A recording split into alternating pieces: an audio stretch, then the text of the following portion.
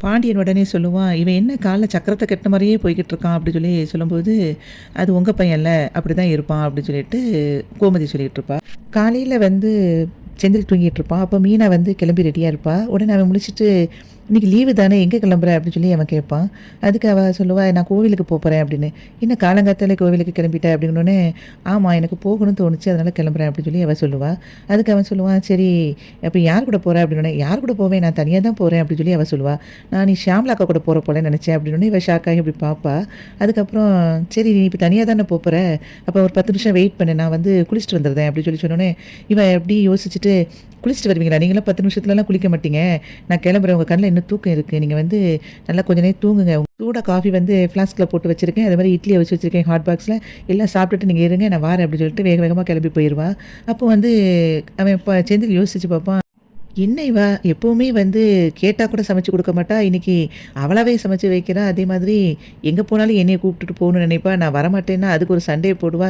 இன்னைக்கு என்னைய விட்டுட்டு வேகமா போறா. எல்லாம் வித்தியாசமா பண்றாளே! ஏதோ ஒண்ணு பண்றா. ஆனா என்ன பண்றான்னா தெரிய மாட்டேங்குது. கண்டுபிடிக்கிறேன். இவ என்னதான் பண்றா வித்தியாசமான்னு கண்டுபிடிக்கிறேன் அப்படின்னு சொல்லிட்டு செந்தில் சொல்லிட்டு இருப்பான். சக்திவேல் வந்து வீட்ல உட்காந்துருப்பான். அப்ப அங்கேருந்து முத்துவேல் வருவான். வந்துட்டு வடிவு அப்படி சொல்லி கூப்பிடுவான். உடனே அவன் ஒய்ஃப் அங்கேருந்து வருவா. வந்த உடனே அவன்ட்ட சொல்லுவான், "சரி நான் கிளம்புறேன்" அப்படி சொல்லும்போது, சக்திவேல் கேட்பான், "எங்கன கிளம்புறீங்க?" அப்படின்னு. உடனே அதுக்கு வடிவு சொல்லுவா, "உங்க அண்ணன் வந்து திருச்சி வரைக்கும் போறாங்க தம்பி. உங்ககிட்ட சொல்லலையா?" அப்படின்னு சொல்லி சொல்லும்போது, "என்கிட்ட ஒண்ணும் சொல்லல நீ" அப்படின்னு சொல்லி அவன் சொல்லுவான். உடனே சக்திவேல் வந்து கேட்பான் அவங்க அண்ணன்கிட்ட, "எங்கன கிளம்புறீங்க? எதுக்கு திருச்சிக்கு போறீங்க?" அப்படிங்கும்போது, "அதுவா அங்க வந்து ஒரு இடம் இருக்குதாம். அந்த இடத்துக்காரர் வந்து சொன்னாரு. அவர பார்க்கத்தான் போறேன்" அப்படி சொல்லும்போது, "அங்கேயா நீங்க இடம் வாங்க போறீங்க?" அப்படின்னு சொல்லி அவன் கேட்பான். அதுக்கு வந்து முத்துவேல் சொல்லுவான், "இல்ல போய் பார்த்துட்டு அதுக்கப்புறம் முடிவு பண்ணணும்னு நினைச்சிருக்கேன்" அப்படி சொல்லி சொல்லும்போது, சக்திவேல் சொல்லுவான், "நானும் சும்மா தான் இருக்கேன். அப்போ வேணா உங்க கூட வாரேன்" அப்படி சொல்லி அவன் சொல்லுவான். "இல்ல, இல்ல நீலாம் வர வேண்டாம்.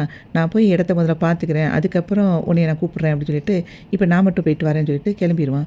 என்னடா இப்படி இப்படி கிளம்புறாரே அப்படின்னு சொல்லி எப்படி யோசிச்சுக்கிட்டே இருக்கும்போதே, அதுக்கப்புறம் அவன் கேட்பான், "உங்க கையில என்னென்ன ஒரு பை வச்சிருக்கீங்க?" அப்படின்னு சொல்லி கேட்பான்.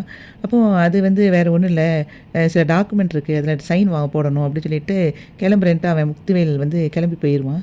வாசல்ல வந்து கதிர் நின்னுட்டுருப்பான். அப்ப முத்துவேல் வந்து கதிர அப்படியே பார்த்துட்டுருப்பான். கதிரும் முத்துவேல் அப்படி பார்த்துட்டுருப்பாங்க. 2 பேரும் இப்படி பார்த்துட்டே இருக்கும்போதே, சக்திவேல் அங்கேருந்து வந்துருவான். சக்திவேல பார்த்த உடனே கதிர் கிளம்பி போயிருவான். அதுக்கப்புறம் வந்து முத்துவேல்ட்ட சொல்லுவான் சக்திவேலு, "எதுக்குண்ணே இவன் வந்து இப்படி உன்னையவே பார்த்துக்கிட்டே இருக்கான்?" அப்படி சொல்லும்போது, "அவன் எதுக்கு பார்க்குறான்னு எனக்கு என்ன தெரியும்? நான் நான் கிளம்புறேன்" அப்படி சொல்லிட்டு கிளம்ப போகும்போது, "கார்ல தானே கிளம்புறீங்க?" அப்படி சொல்லி கேட்பான் சக்திவேலு. அதுக்கு, "இல்ல, இல்ல அந்த இடத்துக்காரர் வந்து அங்க நிக்கிறாரு. நான் அவரு கூட தான் போப்போறேன்" அப்படிங்கும்போது, சரி நானும் வாரேனே" அப்படிங்கும்போது, "இல்ல, இல்ல அவரு கார் கொண்டு வந்திருக்காரு. நானே போய்க்கிறேன். எனக்கு வந்து கார் அவ்வளோ தூரம் ஓட்ட முடியாது" அப்படின்னு சொல்லிட்டு முத்துவேல் வந்து கிளம்பி போயிருவான்.